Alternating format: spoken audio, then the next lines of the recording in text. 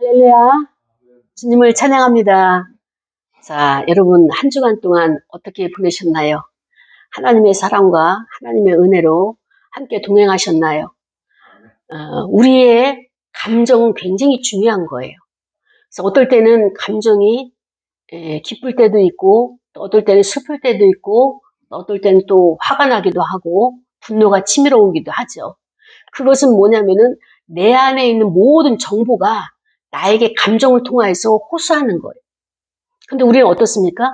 감정을 무시할 때가 많죠. 왜냐면은 감정을 원색적으로 다 표현하게 되면 어때요? 우리는 원시인인 거예요. 사회생활을 할 수가 없죠. 그러니까 사회의 어떤 규범과 또 어떤 그 예의와 이런 것을 전통을 통하여서 우리가 이것을 절제하기도 하고 또 어떤 것은 표현을 못하는 것도 있고 그렇게 하는데 표현을 하지 못하고 내 무의식으로 이렇게 밀어넣은 그런 감정들이 이렇게 계속 쌓이게 되면 그 감정들이 나의 인생을 이끌어가는 거예요. 그러니까 우리가 나 자신을 보면서 내 인생이 이게 아닌데 현실은 여기 와 있는 거예요. 내가 계획한 인생은 이게 아닌데 그것은 무엇인가 하면은 인간에게는 의식의 세계와 무의식의 세계 두 가지가 있거든요. 의식은 내가 지금 보는 거예요. 사람들을 보고 지금 현실 여기 예배를 드리고 있고 그 다음에 나는 하나님의 자녀고 이렇게 의식할 수 있는 것. 이것은 의식의 세계인데 의식의 세계가 나를 이끌어가는 것이 아니라 나의 보이지 않는 무의식의 세계가 나를 이끌어가는 거예요. 내 인생을 이끌어가는 거예요. 그런데 그것이 긍정적이고 또 나에게 유익을 준다면 얼마나 좋겠습니까? 그런데 우리가 원치 않는 길로 가고 원치 않는 위치에 서게 되는 것은 내 무의식이, 부정적인 무의식이 나를 이끌어가는데 그 세력은 어마어마한 세력인 거예요. 그래서 요즘은 심리학이 발달돼 있고 상담이 발달되다 보니까 그 원인을 제거를 해야지만이 우리가 평탄한 인생을 살겠다 해가지고 그것을 이제 학문적으로 많이 연구를 했죠. 많이 연구를 했는데 그 내용이 무엇이냐? 기독교 안에서 허용된 것 중에 하나가 내면아이예요. 내면아이. 우리 안에 아직 성숙하지 않은 상처받은 아이, 그 다음에 멈춰선 트라우마, 이런 것이 아이가 있어서 나를 미성숙하게 일을 망치고 일을 하지 못하게 하고 나를 갖다가 계속 방해를 한다라고 이제 이렇게 우리가 알고 있죠.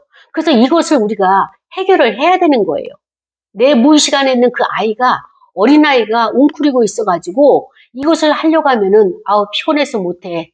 또 저 나가서 이제 그 일을 해야 되면은 나는 힘겨워서 이건 하지 못해. 저 일은 하기 싫고 이 일은 내가 할 수 없고 이것도 하지 못하고 저것도 하지 못하게 여러 가지 핑계를 대고 이유를 대는 그 내면 아이가 각자의 마음속에 있다는 거예요. 그러면 우리가 할 때 아니 그러면 내면 아이가 있다? 그럼 그 아이를 없애야지라고 하는데요. 그것은 실질적으로 아이가 아니고 감정이에요. 성장 과정에서 어렸을 때의 그 트라우마들. 그래서 프로이드도 아기가 잉태하에서 임신하에서부터 7세까지가 인생의 모든 것을 결정을 한다. 이렇게 이야기를 했어요. 그래서 인생의 모든 결정할 수 있는 그 기간이 잉태에서부터 이제 7세까지라고 이렇게 말을 하는데 그렇기 때문에 요즘은 젊은 부모들이 아이들의 교육을 굉장히 신경을 써서 웬만하면은 직장 생활을 하다가도 그 시기가 되면 그 아이를 양육하려고 이렇게 쉬는 것을 보는데 그렇습니다. 이 시기를 건강하게 잘 보내줘야지만이 평생을 살아가는 데 있어서 마음 평안하게 살 수가 있는 거예요. 근데 이 시기가 평안하지 않았어요. 충분한 사랑을 받지 못했어요. 결핍이 있어요. 그러면은 평생을 살아가면서 늘 마음이 고픈 거예요. 지금 현실에 만족하지 못하고 좀 더 무엇이 있었으면 좋겠고 좀 더 무엇을 첨가했으면 좋겠고 누가 날 돌봐줬으면 좋겠고 누가 나를 위해서 주목해줬으면 좋겠고 나에게 관심을 가졌으면 좋겠고 라고 하는 것들이 바로 이 시기에 충분한 사랑을 받지 못했다. 양육자로부터 충분한 관심을 받지 못했다라고 하는 것이 드러나게 되는 것이죠. 그래서 그러면은 우리가 어떻게 되느냐? 치유라고 하는 과정은 그 시기로 들어가가지고 그 아이를 우리가 대화를 해주고 불러내고 그래서 같이 그 아이의 필요를 충족해 주는 거예요. 나는 너에게 관심을 가지고 있다. 다른 사람들은 다 떠난다 할지라도 나는 너를 떠나지 않을 것이다. 하나님도 너를 떠나지 않는다. 그렇기 때문에 외로워하지 말아라. 너가 슬프고 힘들고 정말로 고독해지게 되면 나를 불러라. 그럼 내가 너의 친구가 되어줄게. 라고 하면서 이렇게 대화로 이것을 풀어내는 거예요. 근데 제일 중요한 것은 무엇이냐? 내 안에 이렇게 결핍된 나가 있구나 라고 하는 요 과정을 찾아내기까지가 힘든 거예요. 이것을 우리가 일반 병원에서 본다면 내가 몸이 아파요. 그러면 내과에 갔어요. 그럼 의사가 어디가 아픕니까? 어떻게 증상이 있습니까? 어떨 때 이런 일이 있습니까? 자주 있습니까? 간헐적으로 있습니까? 이렇게 문지를 하잖아요. 그래서 문지를 하고 내과 의사 선생님이 딱 진단을 내려주는 거예요. 아, 이것은 위에 염증이 있군요. 라고 진단을 내주면은 이제 처방을 받게 돼서 약을 사면 되잖아요. 지금 우리가 내면적인 것, 우리의 의식과 무의식에도 이렇게 진단하기까지가 문제인 거예요. 진단하기까지가. 그래서 우리는 이것을 끊임없이 공부하고 이것을 끊임없이 관심을 나 자신에게 가져야 되는 거예요. 근데 우리는 자기 자신에게 관심을 갖기보다는 다른 사람께 먼저 잘 보이거든요. 내 문제는 안 보이고 다른 사람께 잘 보이다 보니까 그 사람에게 당신은 이러하다, 당신은 저러하다, 나의 것을 그에게 말하는 거예요. 보여지는 대로. 보여지는 것은 거울인데 보여지는 대로 얘기하니까 그것을 상담학 용어나 심리학 용어에서는 투사다 이렇게 말을 하고 있습니다. 그래서 이런 생활 가운데서 내가 하나님의 말씀대로 하나님의 뜻대로가 아니라 내 방식대로 왜? 살기 위해서 생존을 하기 위해서 나 방식대로의 생활 패턴이 있단 말이죠. 이런 것을 우리가 관찰해서 그것을 의식화해서 그 세력을 우리가 뽑아내야 되는 것이 치유가 되는 것입니다. 이런 관점에서 오늘 말씀을 보려고 합니다. 사무엘상 8장 4절부터 9절까지 말씀이 무엇인가 하면은 제목은 하나님께서 허용하실 때라고 하는 하나님께서 허용하실 때는 라고 하는 제목 가지고 우리가 말씀을 상고하려고 합니다. 이스라엘 백성들이 사무엘이 사사가 되어서 이스라엘 백성들을 이끌었죠. 그랬을 때는 이 사무엘의 특징이 무엇입니까? 기도하는 사람이잖아요. 어머니 한나로부터 기도해서 그가 출생을 했고 또 어렸을 때부터 엘리 제사장 밑에서 성전을 지키면서 기도하는 사무엘이었어요. 근데 나이가 많아서 이제 더 이상 사사의 일을 감당할 수가 없었습니다. 그래서 이 사무엘은 그 사사의 일을 자기 아들들에게 물려줬어요. 그 아들들에게 물려줬더니 이 아들들이 아버지 사무엘처럼 성실하게 기도하면서 그 사사 일을 감당을 했더라면 얼마나 좋았겠습니까? 항상 문제는 어디서 발생을 하느냐? 맡겨진 사람이 맡겨진 일을 제대로 못할 때 일이 발생하는 거예요. 그래서 이 지도자인 사사 아들들이 이 일을 감당하지 못하니까 뇌물을 그 다음에 또 여러 가지 그 불성실함을 나타내니까 여기서 반기를 든 자들이 누구냐? 백성의 대표 장로들이었어요. 장로들이 이 사무엘을 찾아왔어요. 그러면서 당신은 지금 나이가 들어서 이제 곧 죽을 텐데 당신이 지금 보십시오. 우리나라에 이 당신의 아들들이 사사를 하고 있는데 원성이 자자합니다. 더 이상 이렇게 나라를 이끌어갈 수가 없습니다. 그리고 외세의 침입도 많고 그러니까 우리가 이렇게 하지 말고 우리 개혁을 합시다. 정치 개혁을 합시다.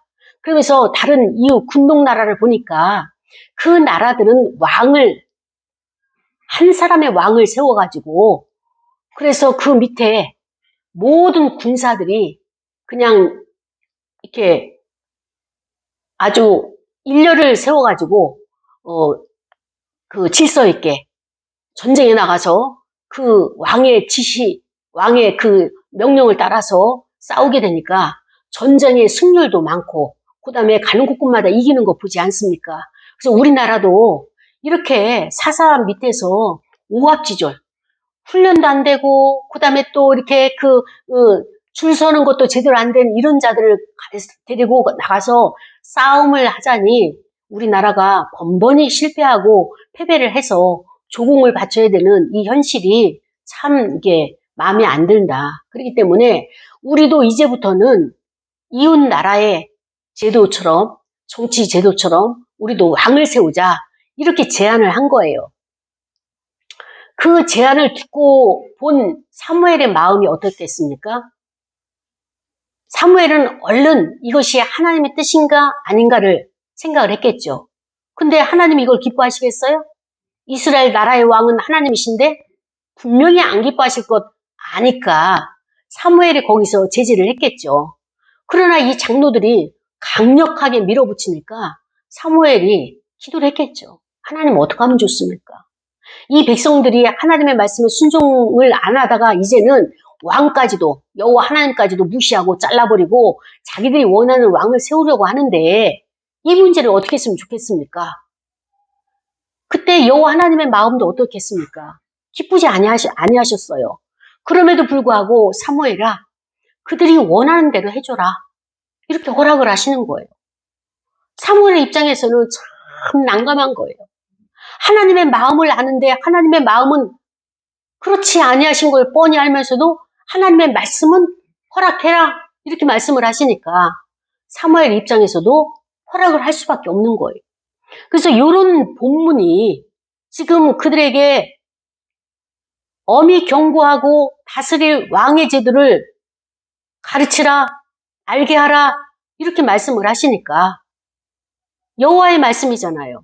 사무엘은 여기서 이를 준행하고 또 이를 실천하기로 순종하기로 이렇게 결정을 한 내용이 오늘 본문입니다. 이 본문은 이 당시에 하나님께서 이스라엘 백성들에게도 이렇게 역사하셨지만 그 하나님은 지금 이 시대에도 오늘 저와 여러분에게 또 이 시대에 이 말씀을 통하여서 깨닫게 하시는 각자에게 원하시는 하나님의 뜻이 계시기 때문에 우리가 이 말씀을 통하여서 나 자신을 돌아보는 시간이 되기를 원합니다. 그렇습니다. 이스라엘 백성들이 지도자가 제 역할을 감당했으면 백성들의 불만이 없었어요. 불평이 없었어요. 오늘도 나 자신을 돌아보면서 내가 해야 할 역할을 나는 제대로 감당하고 있는가?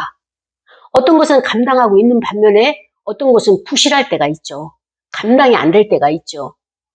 저도 지난주를 돌아보니까 어느 목사님이 저를 계속적으로 요구를 하는 거예요. 목사님이 이 단체의 지도자 장으로 다시 일을 해달라고 요구를 하는 거예요.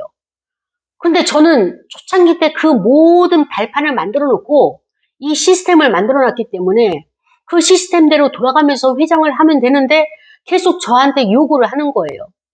근데 참 한 번 듣고 두 번 들을 때마다 저는 뜻을 정했잖아요.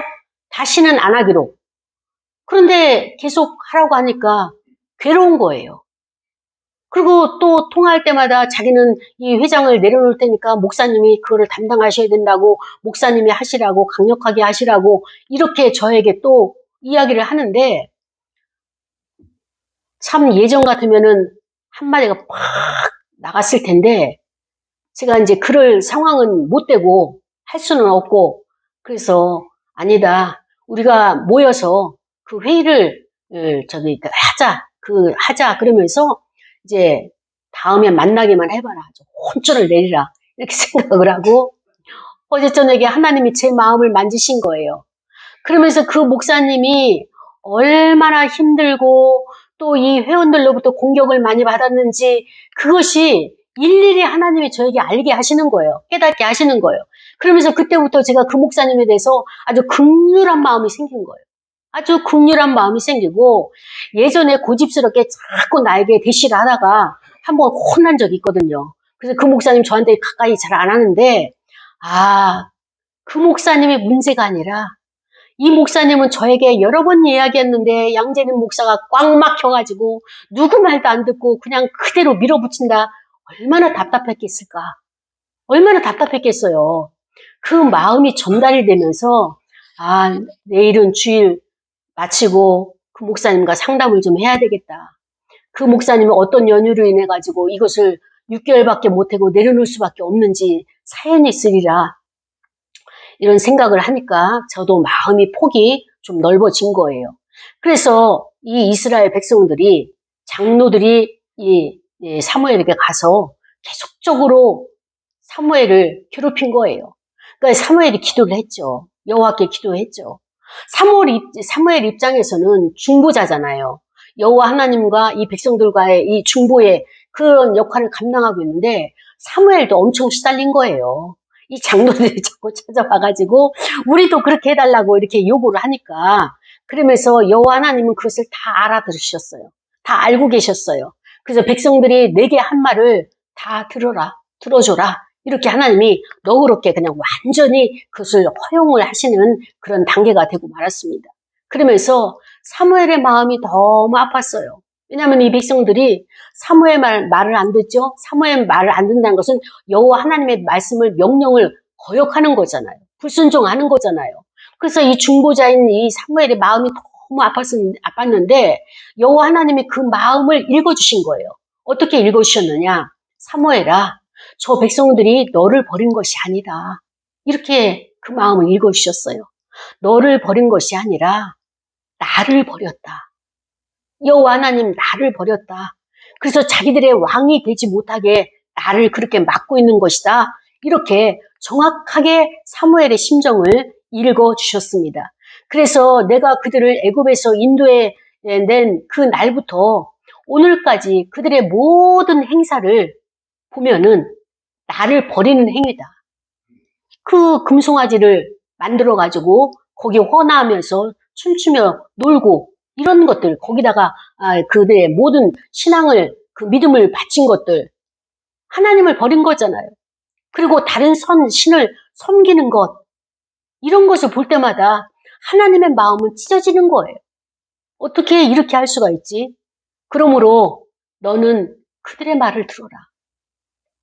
참 여기에서 우리가 하나님의 마음을 볼 수가 있어요. 이스라엘 백성들이 왕 제도를 세우게 되면 불편한 것들이 있어요. 불편한 것들이 무엇인가 하면은 왕과 왕실을 유지하기 위해서는 세금을 내야 돼요. 백성들로부터 각출을 해야 되는 거예요. 그리고 또 거기에 유지를 하게 되면 너희의 딸들을 데려다가 빵 굽는 사람, 거기에 시중을 드는 사람, 여러 가지 일에 그 너희의 딸들을 빼앗기게 될 것이다. 이런 요소도 있고요. 또 이제 그 왕을 하게 되면 어떤 것이 있느냐. 여호와께서 개입을 안 하신다는 거예요. 왜냐하면 우리는 하나님 필요 없습니다. 이렇게 말하는 거잖아요. 그러니까 하나님은 허용을 하셔요. 너희들이 원하니까. 너희들이 그렇게 나에게 와서 기도하고 강청하기 때문에, 때를 쓰기 때문에, 원하기 때문에 허용을 하셔요.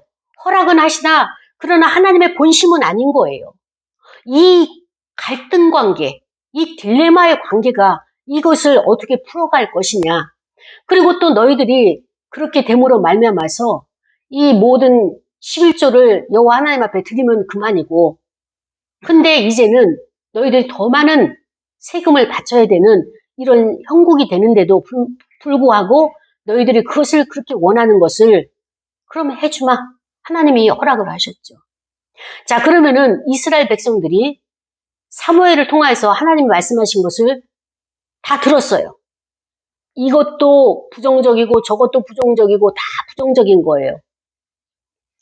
그런데 백성들에게 다 손해가 되는 거 뻔히 알면서도 이스라엘 백성들은 하나님이 아닌 왕을 원했어요. 왜 그랬을까? 이 왜 그랬을까가 중요한 거예요. 자, 전쟁이 났어요. 전쟁이 났으면 여기는 이스라엘 나라는 사사들이 이렇게 그 통치를 하잖아요. 사사들이 나가서 찬양대를 앞서 보내고 그 다음에 나팔을 불면서 어떻게 합니까? 여호와 하나님 앞에 구하죠. 하나님, 이 전쟁에 나갈까요 말까요? 그러면 하나님께서 응답을 주시는 거예요. 이번에는 전략을 저 뒤편으로 가라. 아니면은 일부를 앞에다 두고 그 다음에 또 옆에 또 다른 강을 끼고 전쟁을 해라. 뭐 이런 하나님의 사인이 말씀하심이 있단 말이죠. 그럼 그것을 받아내 가지고 와서 이제 전쟁에 나가게 되는 거죠. 그런데 저쪽을 보니까 어때요? 왕이 말을 타고 깃발을 들고 큰 칼을 차고 막 진두지휘 하니까 보여지는 게 멋있어요. 그리고 그들이 그 군사들이 훈련된 군사들이 왕의 명령에 따라서 오른쪽, 왼쪽, 후로, 앞으로 뭐 이렇게 하니까 아주 질서정연하게 오합지졸로 우왕좌왕 막 방황하는 이스라엘 백성들하고는 게임이 안 되는 거예요. 그러니까 어느 곳을 가든지 저들이 승승장구하는 것을 보게 된 거예요. 이스라엘 백성들이 제일 첫 번째 범죄는 무엇으로부터 오느냐? 보는 것부터 오는 거예요. 세상은 지금 이렇게 바뀌어져 갔어요. 세상의 가치가 이제는 연합 군주가 아니라 사사가 아니라 왕으로 단일화되어져 가는 정치의 개혁이 나라마다 일어나니까 우리나라도 정치를 개혁해야 됩니다. 당신이 살아있을 때 사무엘 당신이 죽고 나면 당신의 자식들 믿을 수가 없어요. 실력도 없고 그다음에 능력도 안 되고 이 나라를 통치할 수 있는 지도자가 감이 아닙니다. 그러니까 당신이 있을 때 여호와 하나님께로부터 이것을 허락을 받아내서 우리 정치 개혁합시다. 이렇게 이제 장로들이 몰려온 것이란 말이죠. 특별히 이 이스라엘 백성들과 장로들이 왜 이것을 강력하게 요구했느냐? 국방의 안전을 위해서. 외세 침략이 너무 잦다 보니까 자기들의 재산을 다 몰수해 가잖아요. 지게 되면 모든 것을 다 빼앗아 가잖아요. 그러니까 국방을 지키기 위해서, 안보를 위해서 이제 우리는 왕의 제도를 해야만 되지. 그렇지 않고 이대로 여호와 중심으로 사사 제도로 가게 되면 우리는 도태되고 이 많은 나라 가운데서 우리는 그들의 밥이 된다. 이런 생각을 가지고 있는 거예요. 하나님을 믿지 못하는 불신이 밑바닥에 있는 거죠. 여호와 하나님이 이것을 볼 때에 전쟁은 여호와께 속한 것이라고 말씀하시잖아요. 하나님은 용사의 성품이 있기 때문에 하늘 보좌에서 보시고 우리 주변에 악한 영들이 우겨쌈을 당할 때 내려오시는 거예요. 오셔서 내 주변에 있는 악한 영들을 다 몰아내시고 싸워주시는 것이 여호와 하나님이시란 말이죠. 이 믿음을 잃어버리는 거예요. 보여지는 왕이 힘있어 보이고요. 보여지는 왕의 명령이 더 권세가 있어 보이는 거예요. 이게 인간이에요. 사람은 끊임없이 보여지는 것을 찾고 있어요. 하나님은 보이지 않기 때문에 계시는 거 알아요. 하나님 계신 거 알아요. 믿어요. 그러나 현실적으로 보여지는 힘쓴 사람이 있으면, 나에게 더 도움을 주는 사람이 있으면 그 사람 쫓아간다니까요. 이게 인간의 마음이에요. 이스라엘 백성들의 인간의 마음을 하나님께서 이렇게 보신 거예요. 내가 이 나라를 지키고 이 나라의 모든 생사화복과 전쟁의 모든 죽음의 이 모든 것까지도, 전쟁까지도 하나님이 진두지휘하여서 이기게 하시는데, 그럼에도 불구하고 이스라엘 백성들은 어떻습니까? 하나님을 못 믿는 거예요. 불신이 있는 거예요. 왕의 통치로 인해서 겪을 어려움이 엄청 많음에도 불구하고 자신을 진정으로 구해줄 왕은 여호와 하나님에도 불구하고 싫다는 거예요. 지금의 제도가 식상하고 고리타분하고, 오늘날로 말하면 뭐예요? 라떼고 너무 꼴통 보수고 새로운 문물을 받아들여야 된다. 하나님만이 우리의 능력자가 되시고 우리를 지켜주시는 그 하나님으로 이제 우리는 받아들이기가 너무 눈이 열려있다. 세계 정부가 너무 많이 우리가 알고 있다. 그래서 저렇게 부강한 나라들을 보니까 상비군이 항상 주둔해 있더라. 나라에서 녹을 줘가지고 훈련된 자들이 있어서 나라의 국방을 지키니까 얼마나 평안하게 백성들이 살고 있느냐. 우리도 이렇게 가야 된다. 이거를 주장하고 있는 거예요. 안보체제가 불안하니까 일상적인 삶이 안 된다. 이렇게 강조를 하고 있는데, 그렇습니다.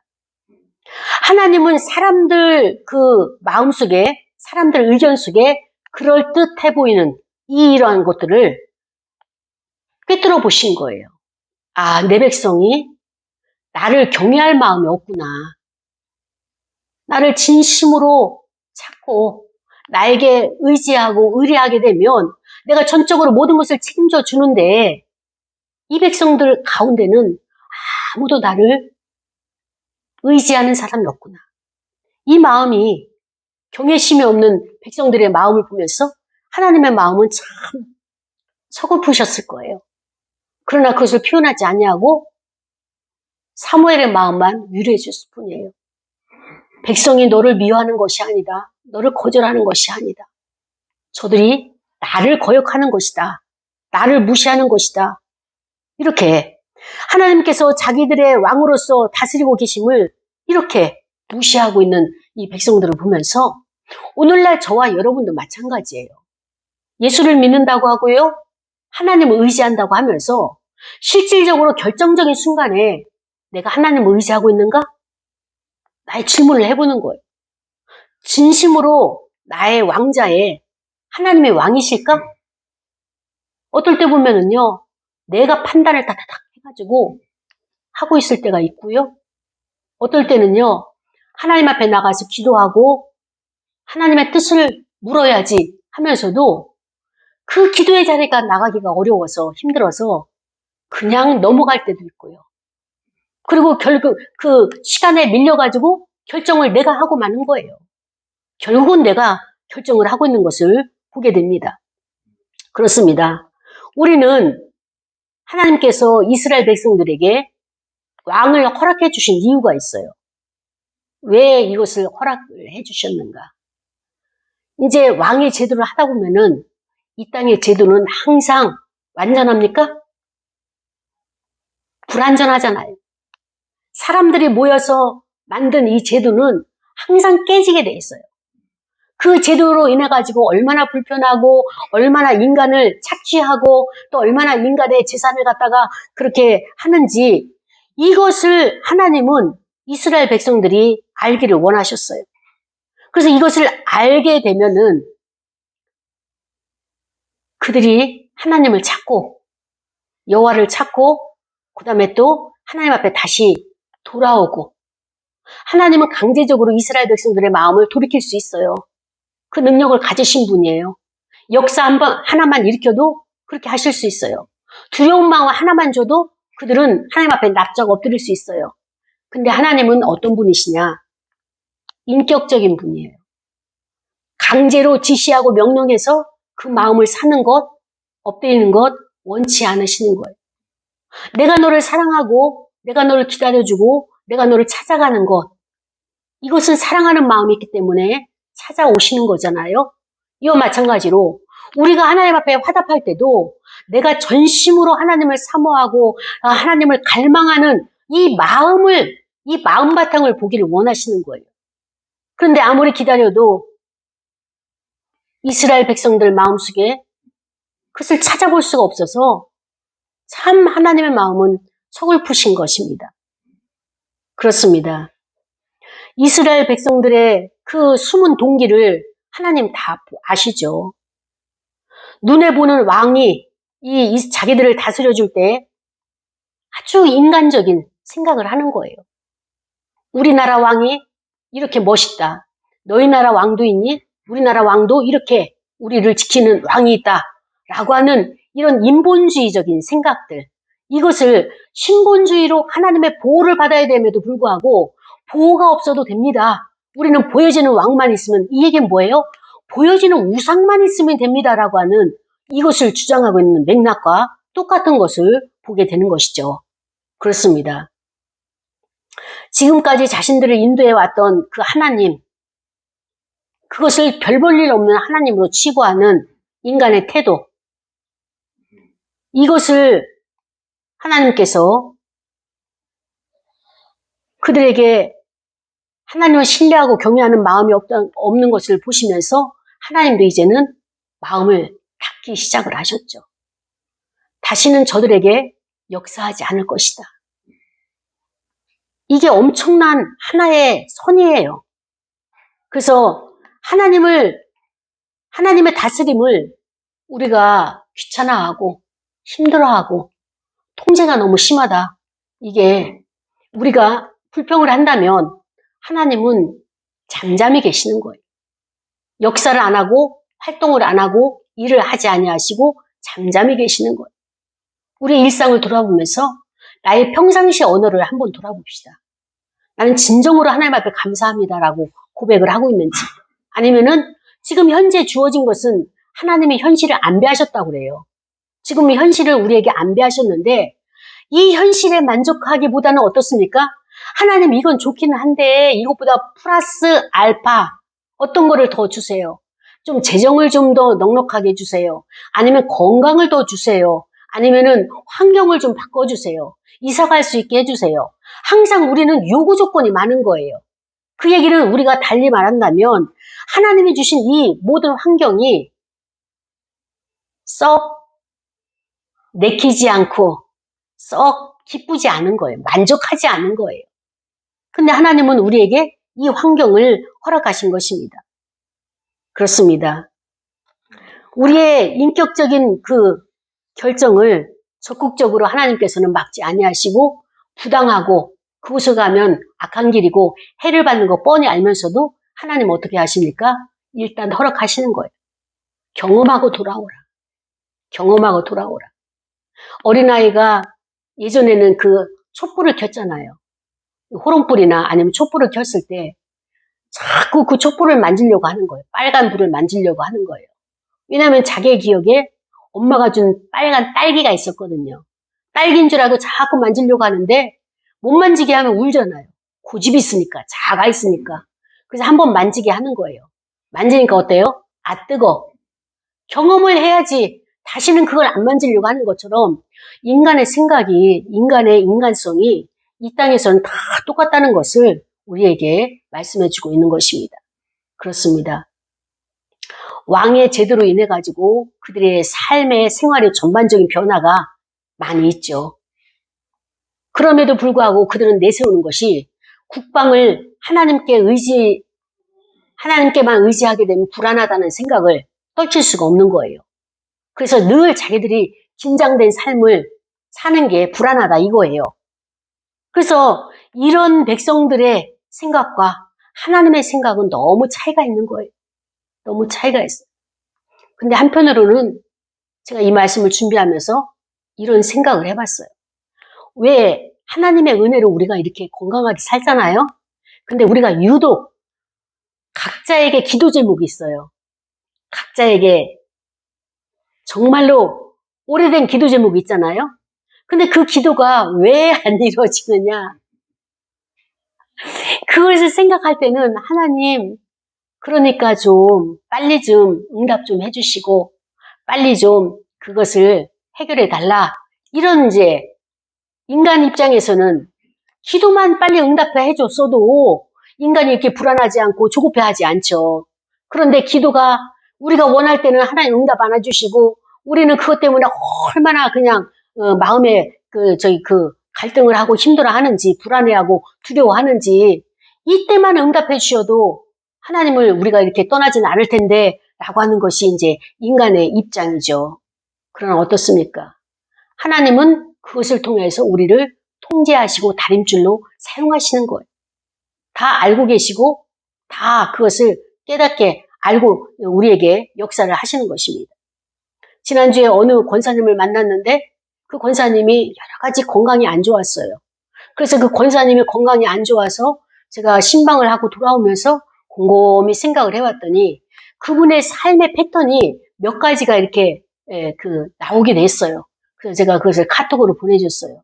그 질병으로 인해 가지고 되어지는 패턴이 생활 가운데서 음식에 그 편향적인 선호하는 음식만 먹고 그 반대 것을 먹지 않아서 그 증상이 나타나는 것이고, 그 다음에 또 그 신장에 그런 혹이 2개가 생겨서 그것으로 인해서 굉장히 낭망되고 낙심되어 있는 그것을 보면서 하나님께 기도했을 때 하나님이 그 병으로 인해서 신장에 있는 그 혹으로 인해서 그가 죽음에 이르지는 아니할 것이다 라고 하는 그런 확신을 주시더라 라고 하는 것을 전달을 했어요. 그때 그분 입장에서는 어떻습니까? 하나님의 은혜를 깨닫게 되고 하나님의 나를 죽음으로 인도하시는 아직은 아니다라는 그 마음을 받게 되니까 자유해지는 거예요. 자유해지는 거예요. 그렇기 때문에 이스라엘 백성들은 이렇게 하나님의 응답하시고 간섭하시는 것이 하나님의 사랑인 것을 모르고 그 사랑이 힘겨운 거예요. 버거운 거예요. 하나님의 사랑이 힘겹고 버거우면 어떻습니까? 우리는 더 이상 하나님과 관계가 유지가 될 수 없다는 것을 깨달아야 되는 것입니다.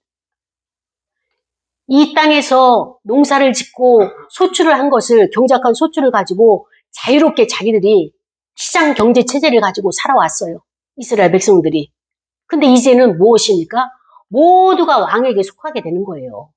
재산도 사유제도가 없고 왕께 속하는 그런 삶을 살아야 되는데 어떻게 얼마나 그 삶이 힘들고 어려웠던지 이스라엘 백성들은 다 허용하는 거예요. 좋습니다. 그것도 재산도 포기하겠습니다. 하면서 이 왕의 제도를 도입하는 것을 보면서 우리가 오늘날에도 마찬가지입니다. 세상은 급변하는 거예요. 알지도 못한 제도들이 많이 생기게 되죠. 이 제도가 이런 정치나 아니면 국방이나 뭐 어떤 그 입법이나 이런 것으로 인해서 바뀌어지는 세상도 있겠지만은 법을 통해서 바뀌어지는 것도 있겠지만 문화와 문물을 통해서 바뀌어지는 것이 엄청나게 인간에게 파급 효과가 큰 것입니다. 이제 AI라고 하는 인공지능을 통해서 지금은 초창기 때문에 이것을 배우고 익히는데 우리가 몰두를 하고 있지만 이것이 과하게 되면 사람들이 이것을 맹신을 하게 되겠죠. 하나님께 아래에서 기도하기보다는 여기에서 자막을 쳐가지고 이렇게 하게 되면 거기서 나오는 쭈르륵 나오는 답이 하나님보다도 더 의지하게 되는 이런 우를 범하게 되는 이런 세상에 우리가 살아가고 있는 우리 자신을 봐야 되는 것입니다. 하나님 말씀을 듣기에는 너무 시간이 오래 걸리고 너무 어렵고 힘들기 때문에 그것을 거부하고 쉽게 얻는, 세상에서 쉽게 얻는 이 모든 것들이 우리 안에 의지하고 있는 것들이 우상이라는 것이죠. 그렇습니다. 하나님이 우리에게 우리가 강청하고 우리가 때를 쓰게 되면 때로는 허락하는 부분이 있어요. 허락하는 일들이 있어요. 근데 그것이 하나님이 허락하셨다고 해서 다 나에게 허용하는 것은, 강한 것은 아니라는 것을 우리가 깨달아야 하는 것입니다. 일전에도 우리가 발람 선지자가 하나님이 마음을 제대로 읽지 못했잖아요. 지금 이스라엘 백성들의 문제도 그 문제예요. 여호와 하나님의 마음을 제대로 읽지 못하는 거예요. 제대로 읽지 못하니까 자기들만의 해석을 해가지고 멸망의 길로 지금 패망의 길로 걸어가고 있는 이들을 보게 되는 것입니다. 스스로 우리의 싸움을 하겠다고 완강하게 이제 자기들의 의지를 표현하는 것들. 우리는 왕만 있으면 됩니다. 라고 하는 이런 그 고집들을 하나님께서 보시면서 백성들이 깨닫기 위해서는 어떻게 해야 되느냐? 경험을 해야 되는 거예요. 경험을 해야지 그들이 돌아오게 되는 것이죠. 근데 오늘 이 말씀을 저와 여러분에게 왜 주셨을까요? 여러분, 가장 강력한 무기는요, 가장 강력한 능력은 무엇이냐? 직접 체험하는 거예요. 근데 우리 인생이 길어요, 짧아요? 모두를 다 체험하기에는 인생이 너무 짧은 거예요. 그래서 우리는 학문이나 아니면 남이 이렇게 먼저 앞선 선배들이나 그리고 또 이렇게 기록된 허다한 증인들이 기록해놓은 성경 말씀이나 그들이 살아간 모형을 우리가 보면서 이렇게 해서는 안 되겠고 이렇게 가야 되겠고 라고 하는 것을 지혜를 얻는 거예요. 지혜를. 하나님이 하지 말라. 때를 쓰면 허락하시지만 그거는 이미 하나님의 뜻을 넘어서 자기 고집대로 가는 것, 그것은 패망의 길이구나. 멸망의 길이구나. 이것을 알고 가장 하나님의 강력한 응답은 언제냐? 하나님, 이 문제가 어디서 왔을까요? 기도하다가 처음에 초입에 잠깐 스치는 그것이 첫 번째가 가장 중요한 거예요. 근데 이거를 응답을 받았어요. 아, 아니구나. 응답 받았는데 다음에 또 기도해 보는 거예요. 하나님 갈까요 말까요? 갈까요 말까요? 그러면 하나님 어떡 하십니까? 가도 되는 것처럼 마음이 바뀌어지는 거예요. 마음이 바뀌어지면 이미 마음은 미혹이 거의 방향을 틀었어요. 그렇기 때문에 그 방향은 뭐이지? 하나님의 방향이 보여지지가 않는 것이 이게 영적인 세계고 하나님과 우리와의 사인이 되는 것입니다. 사랑하는 여러분, 여러분의 마음속에 소원이 무엇입니까? 하나님은 이 시간에 여러분에게 어떤 소원을 들어주길 원하십니까? 모든 사람들이 가장 근본적인 것은 생존에 대한 문제예요. 다 이스라엘 백성들이나 아니면 광야에서 그 예수님을 추종하고 따라다녔던 5천 명들이나 근본적인 문제는 일용할 양식의 문제였었어요. 예수님의 능력 있고 예수님이 말씀이 좋아서 이것이 아니라 그분이 행하는 기적과 표적과 이사와 이런 거기 가게 되면 어떻습니까? 먹을 것 해결되죠. 그 다음에 또 하늘의 만나를 하나님 나라에 대해서 공부를 하게 되죠. 다 이러한 것들이 기본적으로 일용할 양식의 문제로 인해 가지고 발생되는 이 땅의 문제라는 것이죠. 이스라엘 백성들이 지금 생존에 대한 위협을 느끼잖아요. 여기서 이렇게 살아가다간 이웃 나라에 다 우리가 밟혀서 식민지 생활하고 죽게 되겠다. 이 생명의 위협을 느낄 때 여호와 하나님 앞에 나가서 하나님 나의 죄를 용서해달라고 의지하지 못하고 믿지 못한 것을 용서해달라고 기도를 했더라면 이렇게 하나님께서 마음이 섭섭하지 않으셨을 때 그런데 이스라엘 백성들이 그것을 간과하고 자기의 생각대로 행한 것으로 인해서 하나님의 마음이 몹시 힘들어하시는 것을 볼 수 있습니다. 우리 시간에 기도할 거예요. 하나님, 나에게 허용하실 때에 진정으로 하나님이 기쁨으로 나에게 허용하신 것들이 있습니까? 아니면 내가 너무 강청하고 때를 쓰기 때문에 어쩔 수 없이 허용을 하셔서 내가 지금 고난의 광야 40년을 겪고 있지는 않습니까? 이것을 깨달을 수 있는 눈을 달라고 다 같이 통성으로 기도하시겠습니다. 하나님 아버지 감사합니다.